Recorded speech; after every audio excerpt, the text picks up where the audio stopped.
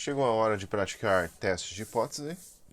Existe, digamos assim, uma série de tipos de testes de hipótese na estatística. Hoje começaremos com amostras grandes, em que conheçamos o desvio padrão populacional, ou também com amostras pequenas, em que o desvio padrão populacional é conhecido e desde que as amostras sejam oriundas de uma população normalmente distribuída. Então, vamos ver se vocês entenderam, né? Primeiro, o que a gente precisa decidir aqui? Qual é a distribuição que utilizaremos? Distribuição normal padronizada, tá aqui, ó. Estatística de teste, tá aqui. Então, os métodos de hoje, dessa videoaula, são válidos para as seguintes situações: amostras de qualquer tamanho, vindas de uma população normalmente distribuída e que conheçamos o desvio padrão populacional. E amostras grandes, maiores que 30, não necessariamente oriundas de população normalmente distribuída, mas que conheçamos o desvio padrão populacional. Então, você tem que, enfim, esse aqui é o fluxo, né, para você entender qual é a distribuição que você vai usar. Então, início. Primeiro, a amostra é grande, maior que 30? Sim. Então, você pode usar a distribuição normal padronizada.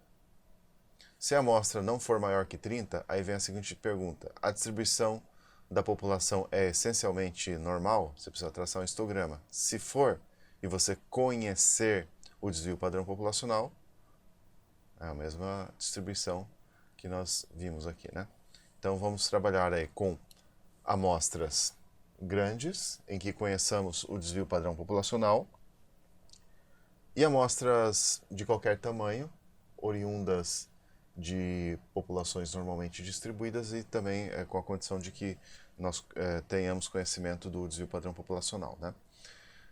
Isso, em geral, é um caso um pouco irreal. Em geral, a gente não tem acesso ao desvio padrão populacional. Então, olha, na realidade, é muito raro testar uma afirmação sobre uma média populacional desconhecida, enquanto o desvio padrão populacional é de alguma forma conhecido. Então, isso é uma situação um pouco estranha, né? Como é que você conhece o desvio padrão populacional, mas não conhece a média populacional? Então, esse é um caso mais para você praticar aqui os elementos do teste de hipótese. Então, vamos procurar algumas questões, né? Eu tenho aqui o meu site, né? Em que os meus alunos acessam. Então, vamos lá, né? Lá eu tenho várias questões, tenho bancos de questões. Espero que vocês estejam enxergando aí. Então, eu vou lá em aula.quimicavirtual.com. Vou fazer o login aqui, vamos procurar a matéria de quimiometria, aqui está. Vou fazer o login e vamos procurar um exercíciozinho interessante, 1 ou 2. Então, vejamos aqui. Exercícios básicos, vamos ver. Estimativa, amostras, testes de hipótese, amostra grandes e pequenas, né? Vamos clicar aqui e ver se a gente acha esses exercícios básicos. Deixa eu melhorar aqui a visualização, né? Tá um pouquinho... agora acho que deve ter melhorado para vocês visualizarem. Deixa eu procurar algum exemplo aqui em que seja uma amostra grande. Então, no futuro eu vou fazer isso aqui disponível para todo mundo, não apenas meus alunos. Deixa eu ver aqui. Vamos lá. 16 indivíduos. Acho que isso aqui tá interessante para a gente resolver. Então tá aqui, vamos lá. Meu caderno, né? Eu vou precisar do meu caderno aqui, só que eu vou precisar redimensionar o meu caderno para que vocês enxerguem, digamos, a minha resolução e, ao mesmo tempo, o enunciado, né? Que talvez você consiga enxergar nessa posição. Então, vamos lá. Kim Greco é estudante universitária e está preocupada com a faculdade, porque sabe que muitos estudantes levam mais de 4 anos para obter o grau de bacharel. ao nível de 0,1 de significância, teste a afirmação do seu orientador de que o tempo médio é superior a 5 anos. Então, essa afirmação não contempla a igualdade, né? Não contém a igualdade. Então, nós vamos alocar essa afirmação na hipótese alternativa. Então, hipótese alternativa, a média populacional aí desses tempos é maior que 5 anos, né? Né? A hipótese nula, a média populacional é menor ou igual que 5 anos. Então, trata-se de um teste unilateral, lateral, à esquerda, né? À esquerda, joia, né? Então, eu preciso dos valores críticos, né? Muita gente não consegue entender sem desenhar. O desenho ajuda, né? Então, vamos fazer o seguinte, ó, vamos desenhar aqui a distribuição normal. Faz de conta que está simétrica, né? Que é 0. Então, é um teste, na verdade, unilateral à direita. Porque olha aqui, ó, olha esse sinalzinho aqui, né? Unilateral à direita. Então, vamos colocar aqui a região crítica aqui, à direita, né? Que você tem uma área de 0,10, né? 0,10, né? Porque o alfa era igual a 0,10, então aqui você tem a área. Qual seria o valor crítico? O valor crítico de Z aqui, né? Vai estar aqui, né? Z igual, né? O valor crítico, então vamos pôr aqui o valor crítico. Valor crítico. Z, eu poderia pôr assim, Z de alfa, que é um teste unilateral à direita, né? Vamos consultar aqui a tabela, acho que é a 2, né, do livro do Triola. Vou procurar, aqui tanto faz negativo ou positivo, eu vou pegar aqui a área, veja assim, área à esquerda de Z. Então, porque é simétrica, né, a distribuição. Vamos procurar 0,10 aqui no corpo dessa tabela. 0,10... Cadê aqui? 0,10, está bem por aqui, né? Olha só, onde é que está? Parece que está entre 1,28 e 1,29. 1,28 e 1,29, não é isso? Então, 1,28 para ser um valor inteiro. Tá mais, na verdade, tá mais para 1,28 aqui, né? Então, 1,28 o valor crítico, né? Vamos colocar lá 1,28. 1,28. Então está aqui a posição 1,28. Bom, você não entendeu, né? À esquerda aqui você vai ter 0,90, né? 0,90. Porque eu peguei aqui digamos, o ramo negativo da tabela. Vamos procurar o 0,90 então aqui. A área de 0,90. 0,90. Tá aqui, ó, mais ou menos aqui, arredondando, né? 1,28. Então, tá certo. Agora nós vamos calcular a estatística de teste, né? Vamos voltar aqui ao enunciado. Aqui está o enunciado. Vou pôr o caderninho junto. Então, estatística de teste. Estatística de teste. Z. Nesse caso, então, a estatística de teste vai ser a média amostral menos a média populacional alegada, dividido pelo desvio padrão populacional, aqui dividido pela raiz quadrada do tamanho da amostra. Então, vamos procurar aqui a média amostral. Então, os dados amostrais consistem em uma média de 5,15 anos, 5,15 menos 5,15 menos a média populacional alegada aqui na hipótese nula, né, que é 5,00, né, vamos dizer assim. Aqui, o desvio padrão populacional, na verdade, a gente não conhece aqui, né? Mas como você tem uma amostra suficientemente grande, você pode pegar aqui o valor de S do desvio padrão amostral.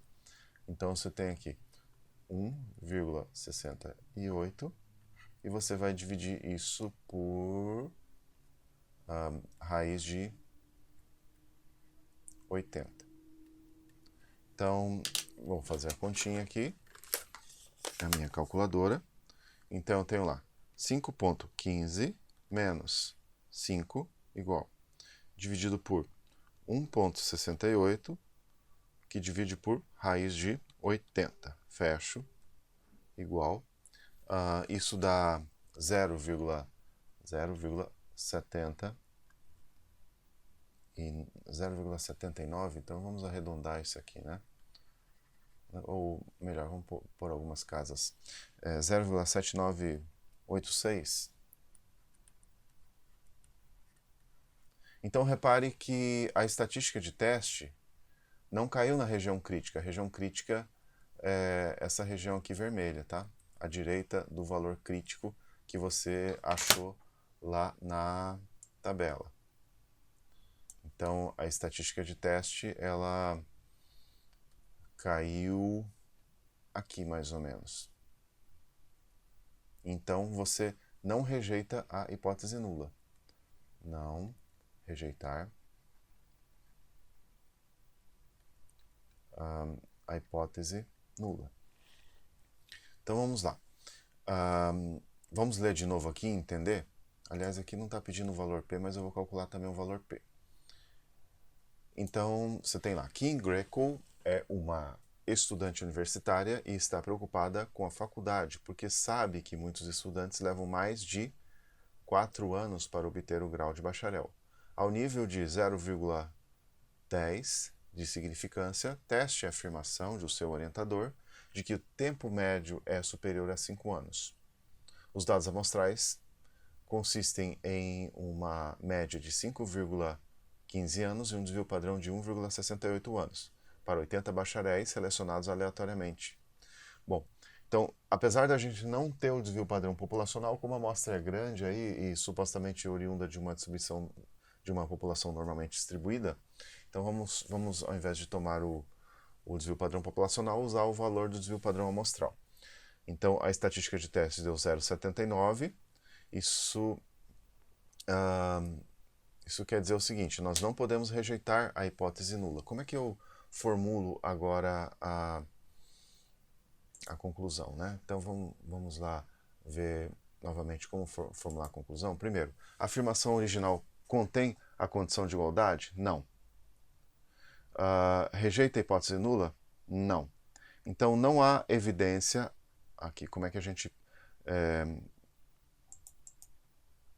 redige digamos, a conclusão? Então não há evidência amostral para apoiar a afirmação de seu professor de que o tempo médio para a graduação é superior a 5 anos. E o valor P? Vamos aproveitar e calcular o valor P? Então, tá aqui, ó, o valor P vai ser essa probabilidade aqui, essa área toda. Essa área toda. Como é que eu acho o valor P? Então, valor P. Então vamos procurar o 0, vamos arredondar isso aqui para 0,80, o score 0,80 lá na tabela. Então aqui vamos procurar 0,80. Aliás, o que quer dizer essa tabela, né? Aqui no corpo da tabela você tem a área à esquerda. Então vamos procurar o 0,80. 0,80. A área à esquerda é 0,7881, mas o valor P é a área à direita. Então, o valor P vai ser 0,78. Aliás, deixa eu colocar um pouquinho mais para a esquerda aqui. 0,78. Deixa eu fazer uma coisa aqui, na verdade é 1 menos, né? Deixa eu apagar aqui.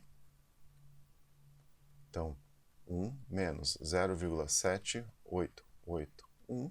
Então, o valor P é igual a, vamos lá, 1 menos 0,7881. Isso deu 0,21, 0,212, arredondando. Então, novamente, não rejeitamos a hipótese nula, né? Vamos dar uma olhada aqui um pouco na aula, no que nós vimos na aula passada. Cadê aqui sobre rejeitar ou não rejeitar? Então, nós temos um teste unilateral à direita, né? E se, como o P é maior que o nível de significância, nós não rejeitamos a hipótese nula. Já falei sobre a formulação, né, da hipótese. Aliás, vamos preencher aqui e testar se eu fiz certinho, né? Então, como é que eu formulo aqui? Hipótese nula, média, deixa eu ver aqui, menor ou igual que 5, né? Hipótese alternativa, a hipótese do professor, média maior que 5. Valor crítico é o que eu obtive na tabela, acho que era 1.28, né? 1.28, 1,28. Estatística de teste 0,7986, 0,7986. Rejeitar ou não a hipótese nula? Não. Aqui eu vou dar um corrigir aqui, então, finalizar a tentativa, só para mostrar a resposta. Enviar tudo e terminar. Enviar tudo. No futuro eu vou disponibilizar. Ó, acertei, ó, tá vendo? Tá verdinho aqui, ó. Vamos lá. Acertei. E aqui ele dá o feedback. Cadê o feedback? Na verdade, o feedback eu deixei já disponível aqui. Eu deveria ter colocado para fora aqui da questão. Então, não há evidência suficiente para afirmar para apoiar a afirmação de que a média seja superior a 5 anos. Bom, e para terminar aqui, isso aqui provavelmente é um crime contra os direitos autorais, mas enfim, isso aqui faz parte do apêndice do Triola, né? O livro do Triola de Estatística, recomendo a compra. Então, como é que você faz um teste de hipótese? Então, você inicia, identifica a afirmativa específica ou hipótese a ser testada, colocar na forma simbólica. Da forma simbólica, dê a forma simbólica que deve ser verdadeira quando a afirmativa original for falsa. Dê a forma que deve ser verdadeira como enfim, você formular a hipótese nula e a hipótese alternativa. E vou passar rapidão aqui, né? Mas enfim, você rejeita a hipótese nula se o valor P for menor ou igual que o nível de significância, ou, em outras palavras, se a estatística de teste cair na região crítica. E aí você redige a sua resposta em termos não técnicos para que o leigo entenda o que você está concluindo. Bom, próxima aula continuamos com mais testes de hipótese. Até lá.